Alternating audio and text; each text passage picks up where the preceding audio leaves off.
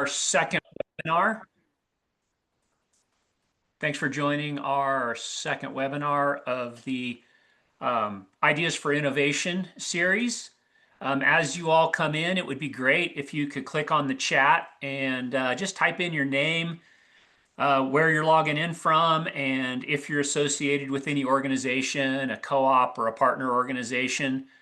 Great for everyone to be able to share and see who's in the room with us, and we'll get going here in just a couple of minutes.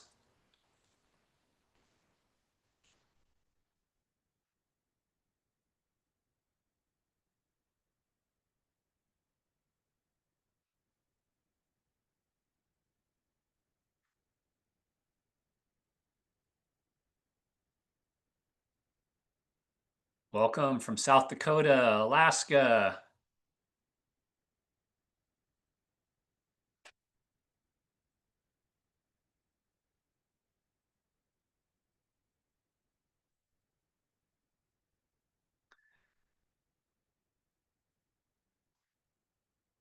Yeah, like I said, this is the second in our webinar series.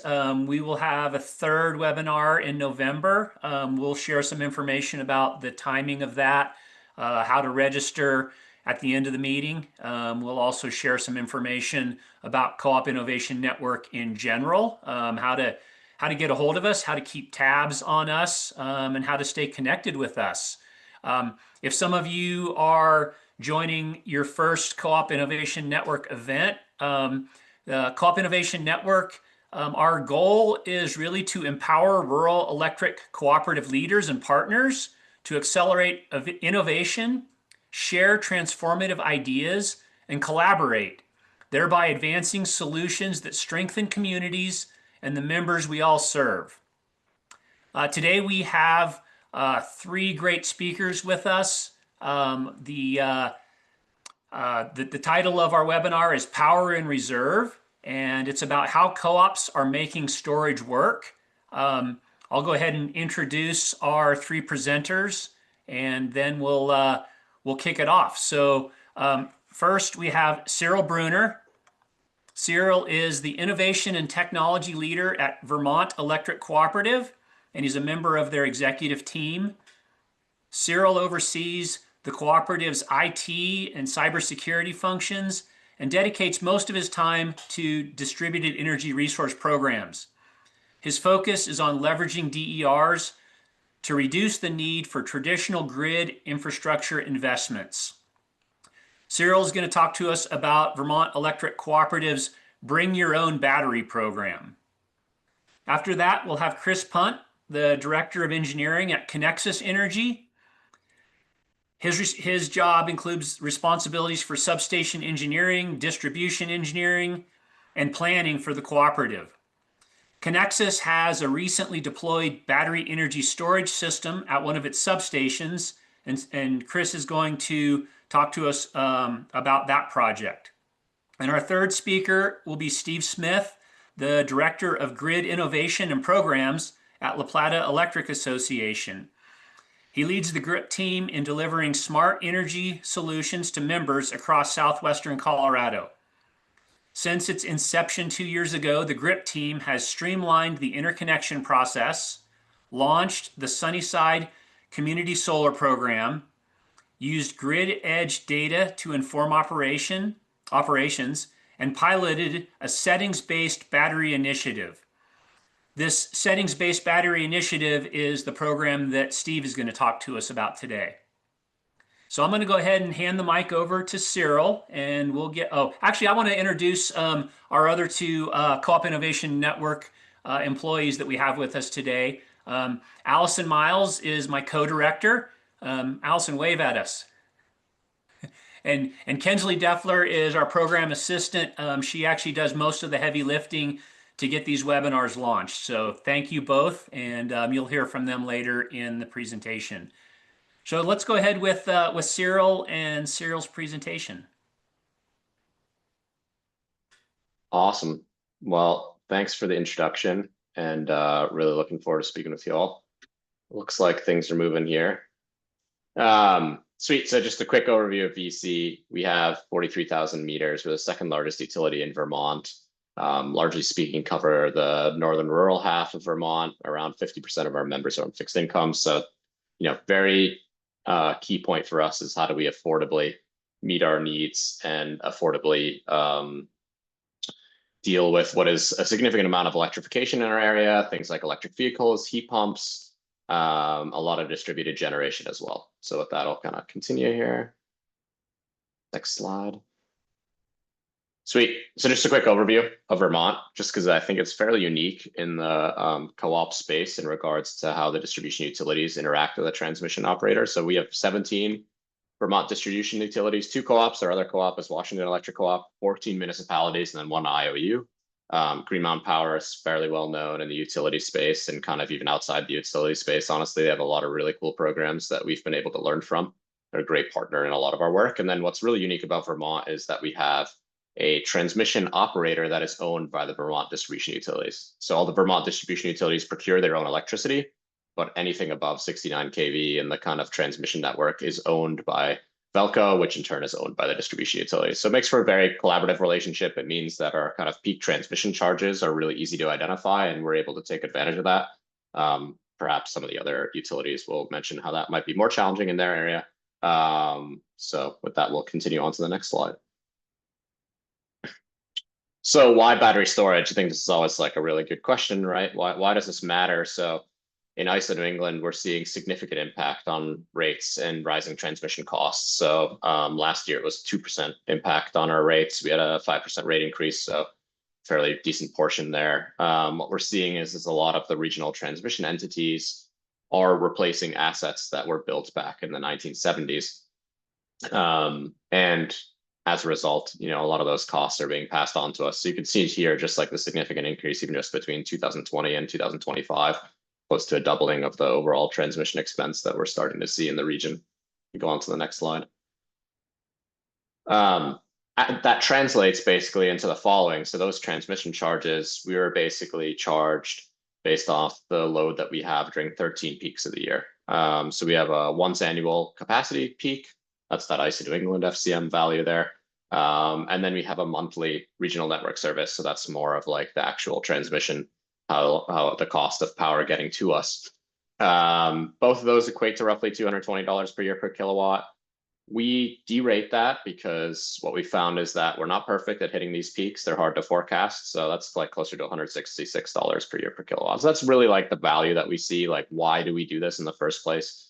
We'll touch a little bit about how our program design works here in the coming slides, but largely speaking, that's the kind of value today. And we're really curious to explore, and I didn't touch on this in this slide, but we're launching a couple pilots here to try and explore how do we increase this value even further with those existing resources. So we can go to the next slide. So our residential battery program, we have a little over 200 devices. That's a mix of basically this bring your own battery program, which compensates folks to use the batteries between 4 to 6 times a month. And then an income qualified program, which we launched in September of this past year. That's free for low income and a very low monthly charge for moderate income. That's a grant funded program. We don't anticipate going above the 50. I mean, of course, we got grant funding. That's what would happen. But the biggest program that we have is our bring your own battery program. So around 51% of the batteries we have on the system are under management. Folks get around $35 a month for a 2 Powerwall system. We also have an upfront option where they get significantly more of that value basically upfront and then a lower monthly payment. And we recently launched 7 additional OEMs. It was largely speaking a Tesla program. And we recently launched another 7 OEMs with a partnership with Texture. So we can go on to the next slide. Just looking at some program economics, I think these sorts of slides are always helpful to kind of understand. So when we use this kind of typical 2 Tesla Powerwall system, we can see that we get around $900 a year for that device. We take away kind of the participating member incentive, we take away the software fees, and we're left with around $335 per site. That can vary based on how accurate we are with hitting the peaks, but broadly speaking, these programs are like a really big success for our members, right? Typically, the members who are installing a Tesla Powerwall are not the ones who are in this low income bracket. Typically, they have solar on their roof, so it's really great to have a program that allows them to participate and then benefit, what is a large quantity of low-income members in our territory. Go on to the next one.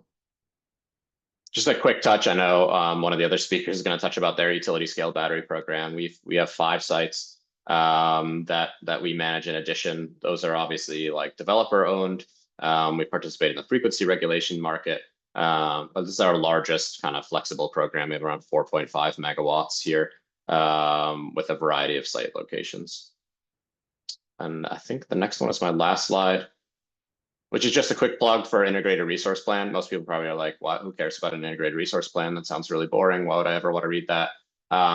There's a lot of like cool little nuggets in there. A lot of these slides that I showed you are actual visuals from that IRP. So if you're curious about our programs, some of our electric vehicle programs, et cetera, I would highly recommend pulling this up. It's on our website. It's pretty easy to read, and it could just be a good resource. So I figured I'd share it. So I'll end there. Thanks, Cyril. We're gonna move straight into Chris's presentation, and I guess I'll remind people, if you do have questions that come up during the presentations, just go ahead and type them into the chat. That'll give us some time to curate those and get them to the presenters afterwards. Although we will have an opportunity just to raise your hand and ask questions once we get through the presentations. So Chris is going to talk about the BESS system that Connexus has rolled out. So take it away, Chris. All right. Thanks, Ted. Yeah, so it's a little bit different than Cyril and the way he was going with more the distributed discussion. We're talking about one particular installation, one location on our system, and really focused on just distribution, local distribution issues and mitigating those issues. So next slide. Connexus is a little bit about Connexus. We serve parts of 8 counties, pushing 150,000 members. We serve the couple northern suburbs in the MSP metro area, extending to the west to St. Cloud, if you're familiar with that area, and then to the east, nearly to Wisconsin. So about 1,000 square miles. 2/3 of our system's underground. 550 megawatt peak. You can read the rest of these. We can go to the next slide. So honing in a little bit more on our service territory, that's one of the key pieces in why we selected this battery and the location it's at. So as you can see, that star way down at the south end of our service territory, very unique location on our system. I like to say it's similar to Florida. It just kind of jets out. We're surrounded by a lot of ponds and lakes and marshy areas, as well as another neighboring utility. So it's just a tough location to serve, to get other connections, electrical connections into that area. That substation is located, and if we continue with the Florida theme, it's located in kind of Miami area. It's the very south tip of our service territory. We have a substation there that has 2 transformers, redundant. So you can see that the picture at the bottom. On the south side, we have a transformer and some circuits, and on the north side, we have a redundant transformer and some circuits. And so the idea there is, if you have one fail, you have enough capacity to maintain serving our members in that area. What's happened over the years is we've had load growth, not substantial load growth, more moderate load growth. It's a fairly built out area, but we do have some open land that apartments have come up on, and we've had some townhomes go in. And so we've slowly been ticking up over the years, adding more and more load. And it's gotten to a point where if we fail one of those transformers or some other issue occurs in the substation, we don't have the necessary capacity there to serve the remaining members. And so it's created an issue. So kind of the uniqueness of our service territory in that area, plus this moderate load growth, and then the cost of actually upgrading both of those transformers and our substation being fairly high. So we're going from, right now, as you can see, we've got two 10.5 MVA transformers. Our next standard size is 28 MVA, and so nearly tripling the size of the transformers that are there today. And it's just capacity that we don't really need. It's kind of wasted capacity in that situation. So making it just a really perfect location for a battery installation. Next slide. So some facts here, kind of background and what we're looking at. We commissioned this battery in May of this year. So we're a few months into it at this point. It's a 10 megawatt hour, 2.5 megawatt battery. It's located on the back end of our Vadnais Heights substation. So it's adjacent to our substation. Lithium ion phosphate, 150 cycles per year. We're not going to get anywhere near that with the way we're running this. Currently, it's being run in the summertime, maybe 3 to 5 times a week, depending on temperatures and how hot it is outside. Right now, we're actually running it today, mainly just to keep going on the cycles. So we'll run it once a week when we don't have hot weather, just to make sure everything's going okay and just kind of good for the extended life of the battery. That next bullet point is schedule in real time via SCADA. This is something that is one of those lessons learned that we're really excited about. We have other large battery deployments that we've done mainly for power supply reasons to kind of shave peak and go after those monthly peaks. This one being more on the local side and serving the distribution needs. We learned from those previous installations, the scheduling piece is very critical. We worked with Nextera and both situations, and prior we had to send a schedule, we'd figure out a schedule, we'd send it to our system operators, they'd put it into SCADA, and sometimes things would be lost in translation, and if it didn't happen correctly, we'd work with Nextera's control center to make sure the scheduling all took place accordingly. And there were just a lot of different handoffs and things that just didn't always go the best. And so in this situation, we're actually sending over a charge or discharge control. One of our engineers does that, and we've actually been able to schedule that in. So we actually look on Mondays, we look for the week ahead, we determine what days look like we're going to need that extra capacity, potentially need that capacity, and we schedule that out, and we're kind of hands off at that point, and we just let it do its thing, and it's been working really well. And then beyond that, we're looking at potentially next year registering this as a load modifying resource with MISO, like we've done with our other batteries, to just help use it for other purposes and stack those benefits. Next slide.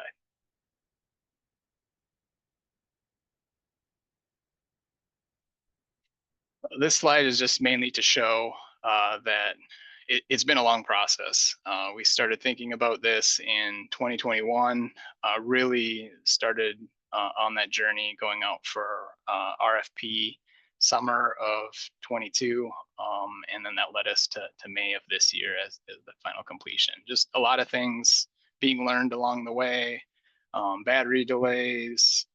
Nextera has told us this is one of their first locations co-locating batteries next to a substation, and so there were some concerns about how do we do that, how do their personnel work around transmission lines and everything that comes with that. And so it took a little longer than we had hoped, but we've learned a lot through it, and definitely think that next time this happens, we'd be able to do it much quicker.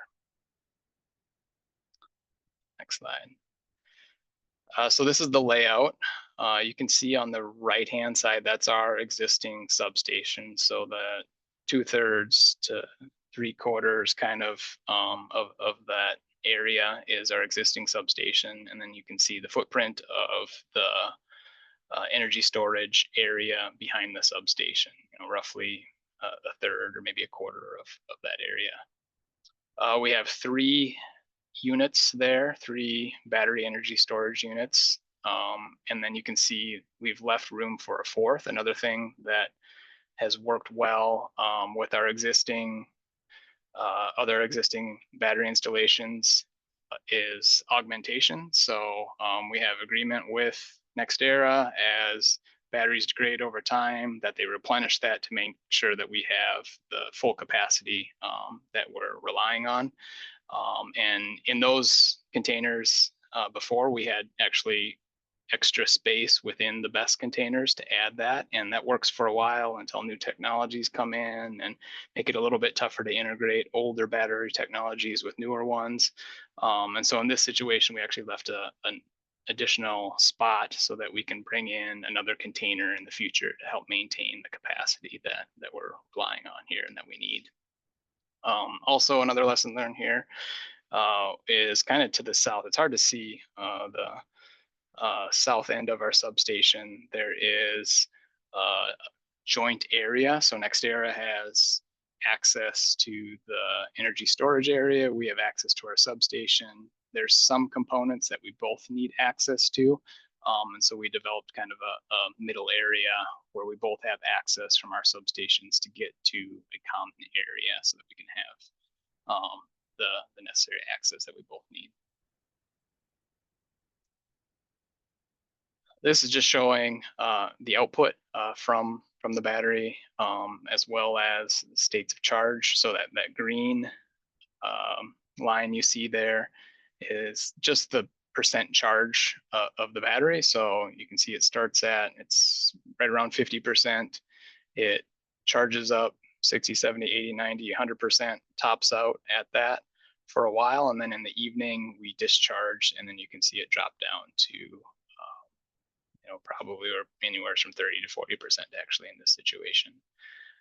The red line is our substation loading. So you can see how much load that adds to the substation in the morning time. And then in the evening when we discharge, how much that's taking it down. And then the blue is just the signal we're sending to NextEra saying charge or discharge, or just kind of can keep the state that it's at. These are some pictures. Unfortunately, we had to go through some winter construction, which is always a challenge here in Minnesota. Site prep, you can see that's the back end of the substation. We poured some foundations, and it's kind of unique where you can see the circular foundations that were poured, and then the BESS units come and sit on top of that. So just a little bit different than like a transformer pad or something like that you may be used to seeing foundations for. The crane involved in that picture. And then the next slide should show the final product if we want to go to that one. This is what it looks like today. This was taken in the spring with all three BESS units there. Substation in the background. You can see the two transformers that are there, and it's been working well ever since the beginning of summer. So it's been a good installation for us so far, continuing to learn, and yeah, it's been good. That's all I got.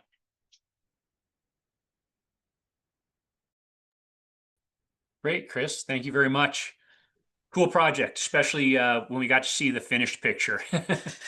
Looks like construction was a little bit challenging, but it was a beautiful, beautiful installation once it was done. All right, everybody, keep going with questions as they come up, but we're going to go ahead and jump right over to Steve Smith, and go ahead with your presentation, Steve. Thanks, Ted. So I'm going to be bouncing back to the small scale and then jumping to the large scale. So Plata Electric this year launched a settings-based battery program. We call it Set It and Forget It. Next slide, please. And what this means is it's a program where we offer members rebates after they install a residential battery system, and then provide us proof that they are operating it in the way that we intended by providing proof of their settings. This isn't what we set out to do initially. We were going down the path of a virtual power plant DERMS model, but found that it didn't work out for us. A couple of the major OEMs didn't want to work with our small market at the time, and then the large price of a DERM software platform made it so that it didn't really make sense for the cooperative. So instead, we pivoted and built a program that aligns member and cooperative goals that was pretty easy to get started and that might scale eventually into something where we could consider a virtual power plant in the future. Next slide. And so on the previous slide, I mentioned that we had shared goals, and the first and foremost of those is the financial goals. La Plata Electric wants to reduce its coincident peak demand charges from our power supply at the moment, and then in the future when we transition power supplies and we'll be facing market price signals, we want to lower our capacity and resource adequacy costs, as well as our transmission charges. And similarly, our members want to reduce their bills. And our board has done a good job of having fairly progressive rates that pass through some of those price signals we see. It's pretty hard to read on the slide, unfortunately, but all of our members either are on a peak demand rate for residential where they see about a $5.73 per kilowatt month charge for the hour they use the most electricity between 4 and 9 p.m., which is our likely coincident peak demand window. Or they can opt to be on a time of use schedule, which captures that same evening time frame as well as some time in the morning. And there's about a 4x differential in their energy prices during that time. And so we are communicating to members these capacity charges we're seeing, and this battery program can really bring those two into alignment. Additionally, a lot of our members who install batteries, they're pairing it with solar, and these members are environmentally motivated. They want to reduce their greenhouse gas emissions, just like our board wants to reduce our emissions by 80% or more from 2005 levels by 2030. And using batteries, you can charge from renewable energy and then use that battery at a time when the grid is likely to be more carbon intensive. And finally, something that is somewhat unique to us, perhaps, is that we have a number of feeders. We have a lot of solar adoption, and we have a number of feeders where we're seeing reverse power flow on residential feeders where we've got a lot of distributed solar and not much daytime load, particularly in like the really pleasant spring and fall days. And so we are not currently allowing additional exporting solar to interconnect. But this is a way, by using batteries cleverly on the residential scale, we can prop up that minimum daytime load and allow for more interconnection. Next slide. And how we do this is all about shifting generation or load. We're looking at 4 different profiles here. The first profile in the upper left is a whole feeder. It's one of those feeders where we're actually have enough solar that some days out of the year we're seeing reverse power flow. And you can see how that middle of the day, we really dip in load with peaks kind of in the morning and the evening. And that's because we have a lot of residences with solar that have a load profile similar to the one just below it, where they've, in order to offset their energy use on an annual basis, they are significantly producing more than their need during those daytime hours in the really temperate months. And batteries allow us to do a couple of things. The upper right chart shows us what we can do with batteries that are just programmed to avoid our peak. And you can see how this home essentially has disappeared from the grid around 5 p.m. and is not drawing anything until the next morning. Or we can even take it a step further, and we can take a home with batteries and solar and schedule the batteries in a way where instead of charging first thing in the morning when there's already more load on the grid, they delay their charging until around noon, effectively increasing that low part, like nadir of load that we see, and allowing for more renewable generation to hit the grid overall. Next slide. For us, our program, we launched it this year, and there were a couple criteria. The systems had to be installed this year. The member had to put in the settings that would accomplish the goals just kind of described on the previous slide. And then the member had to agree to share data with us, either by adding La Plata Electric as an authorized user or by having their installer send us data on like a quarterly basis. When we set up this program, we were targeting a 5-year simple ROI for the cooperative. And in doing some research on existing battery systems, we saw that battery systems uncontrolled typically had about a 1 kW of peak demand reduction, but about 80% of the time. So about 20% of the time they weren't available. They didn't happen to be charged, or maybe they were in a weather alert backup mode. And so we're looking basically at a 0.8 kW system reduction over the whole year, and that would lead to the cooperative recovering its value. We wanted to set our incentives in a way that were significant enough to entice behavior, but not over reward people, and also round numbers. And so we landed on $1,000 for a smaller battery system, $2,000 for a larger battery system, which is about 10% of the battery system's cost to a member. And then we also offered bonus rebates if they happen to be in one of the areas of our distribution network where we're seeing reverse power flow. And that additional bonus rebate was for delaying charging during the spring and the fall until noon. Next slide. This is diving a little more deeply into the operating modes we require. We require that the batteries operated in a time-based mode. The default most people did before this program was they would use the self-consumption mode, where the battery would, the solar would meet home load. If there wasn't home load, it would charge the batteries and then it would export to the grid. And whenever there was load not being met by solar, it would be met by the battery until the battery was as low as it would go. And what a time-based control does is it layers on top of it that certain times of the day, the battery should prioritize meeting home load more than others. This arrow is trying to highlight a difference between those two modes. What we see in this graph is that the blue is solar generation, the green below the graph is the battery being charged, and then the gray below the graph is the solar being exported to the grid. And you can't really see it, unfortunately, but this arrow is pointing towards some gray above the y-axis there.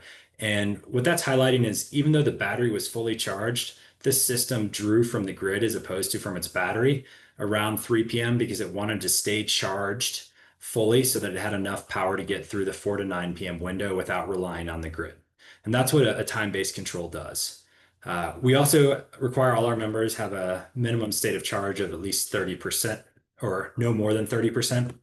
And we strongly encourage them to enable grid charging of their batteries selectively, meaning that the battery needs to be full by 4 p.m. for their benefit and for ours. And if it's not on track to do that, like we see in this graph to the right, it's going to recognize that and charge from the grid. This was a day you can see up in the right-hand corner where it was cloudy and snowy. Maybe the panels were covered. Maybe they just weren't getting any sunlight.